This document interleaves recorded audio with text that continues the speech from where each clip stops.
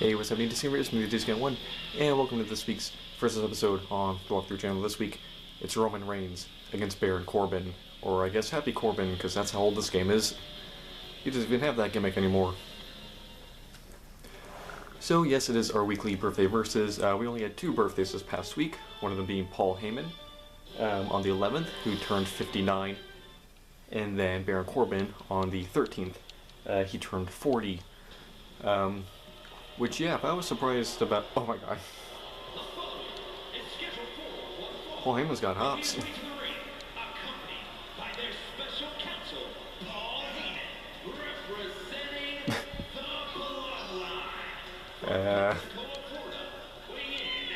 I think it's because in my save of the game, I broke up the bloodline, so I don't have like Paul Heyman as a part of it anymore.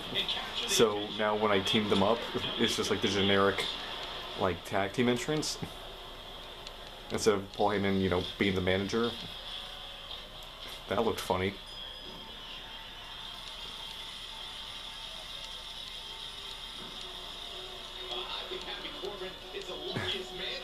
But yeah, so like I said last week, like Braun Strowman being 40 or in his early 40s, that same kind of thing kind of goes with Corbin. I didn't realize he was already, 40, or I guess just turned 40, but, basically the same thing.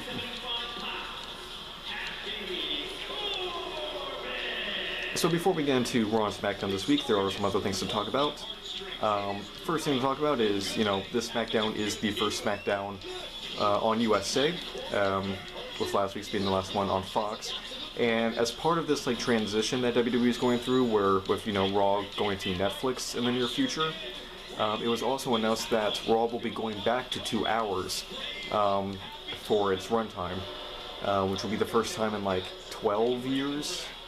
It's 11 or 12 years since Raw has only been 2 hours. It's been 3 hours for a long time now. Now, with that said, it'll be interesting to see how they decide to fill that time, because they could go one of two ways with it. What they could do is basically keep the pacing of the show the same by just reducing the amount of matches and segments in each show, but still have the same amount of time in between each match like they do now for 3 hours, which is one of the big complaints with Raws nowadays. And by nowadays I mean the last 10 years. It's just too long, and they struggle to fill that time. So there's a huge gap in between every meaningful match or segment, just trying to fill that time. So what they could do is, once it goes down to 2 hours, they could reduce the amount of matches and segments, and keep that same pacing that they've had for the past 10 years, or they keep the same number of matches and segments, but cut down on all the in-between. So you go from one match to the next, or from one segment to the next. It's just non-stop, bang, bang, bang, and not a 3-minute ad break here, a 5-minute ad break here, an ad break every other match that takes up half the match. They could just increase the pace of the show, and I think that could make it a lot more interesting. Now, of course, they don't have to keep the same number of matches. They can reduce that, and it'd probably be better if they did. With all the repeat matches we get on Raw and SmackDown every week, that could help that a lot by just reducing the amount of matches they have to put on each week. But it would be interesting to see them also try to up the pace of the show, by having that third hour taken away.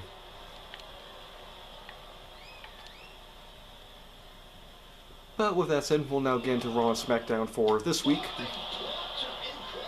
Raw began with the 8-person tag match between the Wyatt Six against Chad Gable, the Creed Brothers, and Ivy Nile. It was a street fight, and it's a street fight because they were wearing jeans, of course. It's not a street fight unless the wrestlers are wearing jeans and street clothes. Hey, get down from here. The Wyatt Six beat American Made, of course, and Chad Gable and the Creed Brothers are not going to suffer from that, especially with that kind of match. And the match itself was actually pretty fun, just a fun street fight brawl.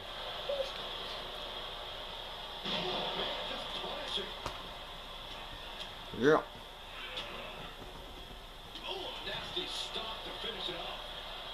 The next segment saw the Judgment Day, what was a confrontation between Finn Balor and Damian Priest. That is how it started out with. And then it led to the Judgment Day coming out and taking out Damian Priest and Rhea Ripley. The numbers game was getting the best of the Terror Twins until Jey Uso came out in order to make the save. Again, continuing that story of him teaming up with Priest and Rhea.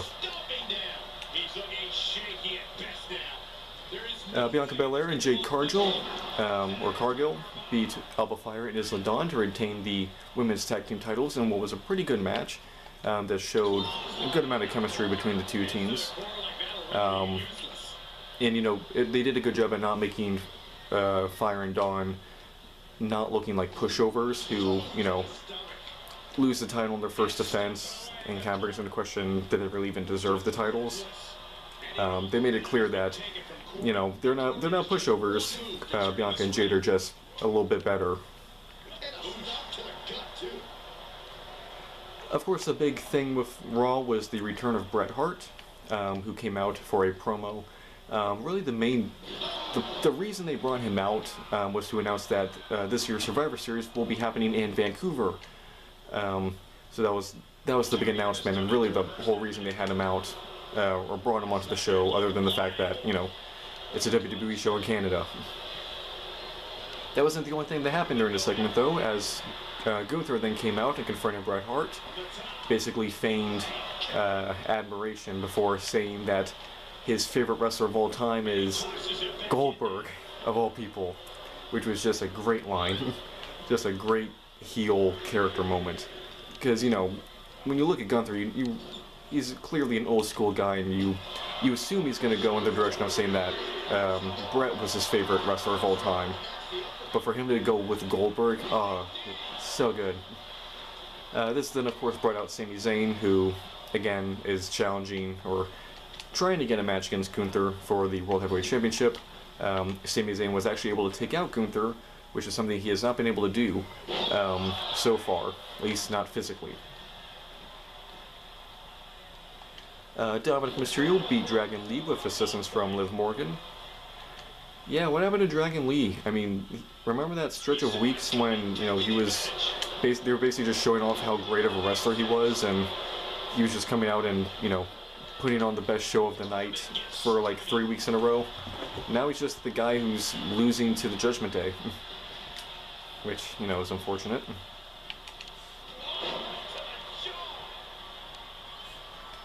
Lyra Valkyria and Zelina Vega brought out Natalya as their surprise partner in a match where they went on to defeat... Oh no, hold on. Where they wanted to defeat... Aha, didn't even need resiliency. Now 2 people have kicked out of End of Days. It's so crazy that really only one person has ever kicked out of it, being Drew McIntyre, because Baron Corbin, he's like not doing really anything meaningful right now, or has been for the past few years, I feel like. So yeah, Natalya, Zelina Vega, and Lyra Valkyria beat Sonya Deville, Zoe Stark, and Shayna Baszler. And what was a fun match. It was really just an excuse to get Natalya on TV for a show in Canada. Uh-oh.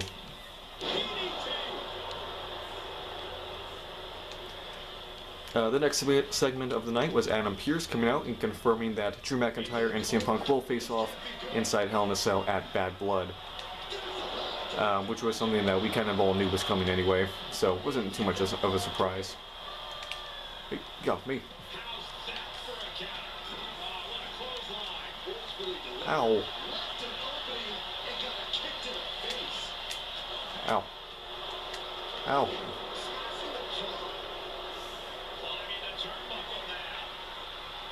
Paul, do something. Paul! Don't worry, I got it. I got it all under control.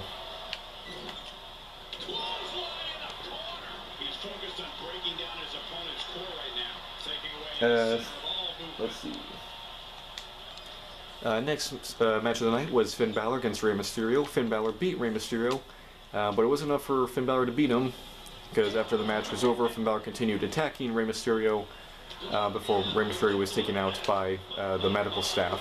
Again, this is something I've talked about the last few weeks. This is part of, WWE's attempt to really legitimize the Judgment Day members, and establish them as legitimate threats who, pose a legitimate threat to Rhea Ripley and Damian Priest, which again is something that they're going to struggle with because of how the Judgment Day was booked for the majority of their reign, with Rhea and Damian Priest being the he's by far the most dominant members who basically carried the team.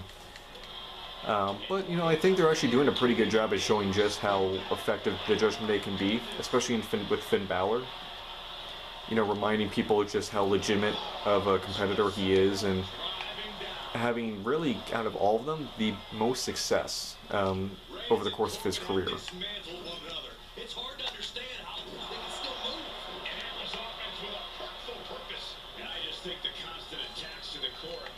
And the final match of the night saw Jey Uso beat Dragunov, beat Dunn and Braun Strowman in order to get a shot at Braun Breaker's Intercontinental Championship at Bad Blood. So Jay's going to get his shot at the Intercontinental title, and yeah, I don't see him winning, mainly because the company still seems to be very high on Braun Breaker. And some of that heat that Jey Uso had earlier in the year, late last year, has kind of waned a bit, especially since WrestleMania. He just really hasn't been doing that much that's super meaningful. He hasn't been in really that many, despite being main event Jey Uso, he hasn't been in that many really prominent main events. I mean, main event on TV all the time, but not really in pay-per-views or, again, premium live events. So yeah, I don't see them taking the belt off Braun Breaker just yet.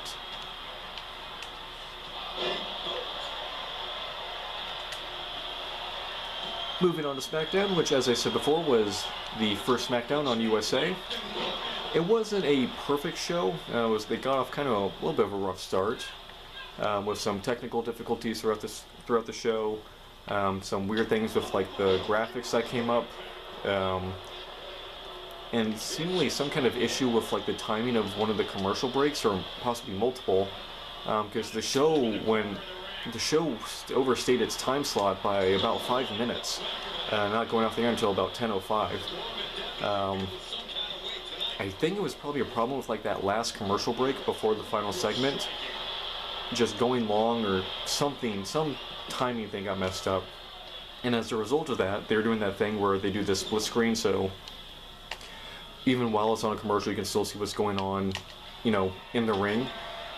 Well, they cut to commercial when Roman Reigns was coming out to the ring, and the commercials just didn't stop, so you just had 3 minutes of Roman Reigns just walking around the ring for 3 minutes, waiting for his cue that they were back on the air, which was just kind of funny to just see him, trying to buy time, and he had literally nothing to do, because he came to the ring, they go to commercial, and now there's like just a 3 minute, block of time that he's got to fill, and because of his character, he's not really able to do a lot of posing or crowd interaction, so it was just walking around the ring.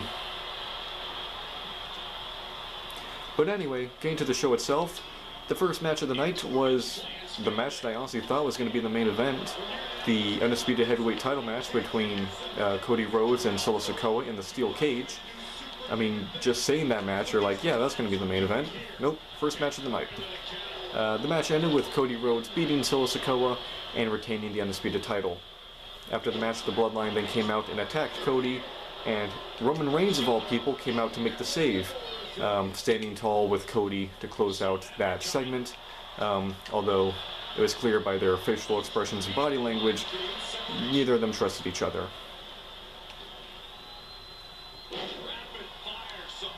The next match of the night saw Mia Yim beat Piper Niven in what was really just kind of a nothing match. Mia used another kendo stick again, which I guess is just like now her signature thing to do. Sure, why not? Give her something.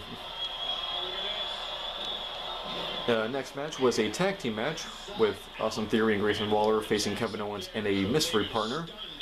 Kevin Owens initially brought out a local competitor, but then decided to upgrade to Randy Orton, who came out and helped Kevin Owens get the win against Theory and Waller.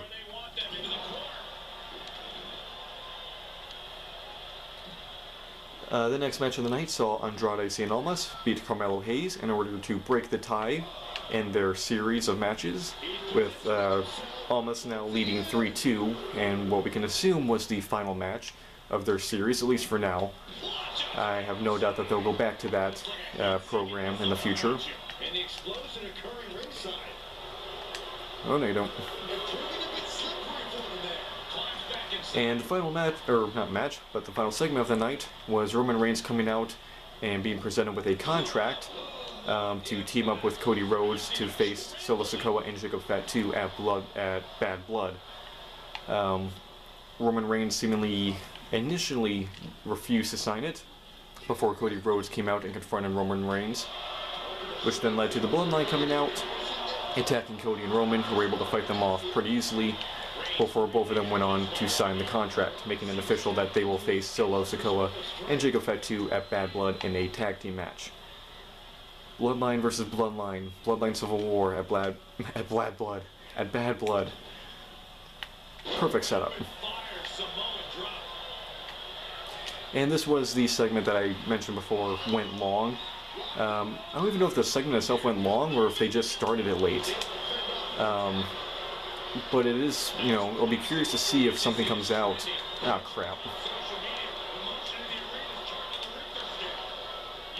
It'll be interesting to see if something comes out, like there was like an original plan for that segment that had to be cut because they were running out of time and, you know, they had to rush through it or something. They seemed to get everything done that they, you know, intended to. There didn't seem to be anything that kind of got left out. Really, if anything probably got cut, it was probably just, you know, an extended, you know, reaction shots after Roman and Cody signed the contract. That's probably the only thing that got, you know, cut down, if anything did.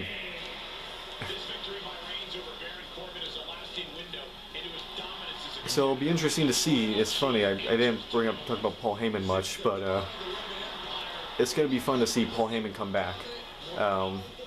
And, you know, Bad Blood kind of seems to be a good time. Maybe he comes out, distracts Solo Sikoa, helps out Roman Reigns, and, you know, helps him get the win. That'd be a great return for Paul Heyman. So it'll be interesting to see if they bring him back and get him back involved with this. But anyway, that does it for me. Hope you guys enjoyed this video. Make sure to like, comment, and subscribe. And make new videos all the time. Stay tuned for next week's Versus, and next week where we continue our Disney Infinity 2.0 walkthrough. We did finish the main story this past week. That episode is already out by the time you're seeing this, so you can watch that. But we will be continuing Disney Infinity 2.0, doing all the side missions and such. Alright, hope you guys enjoyed. Guy01 and Roman Reigns, signing out. Bye, guys.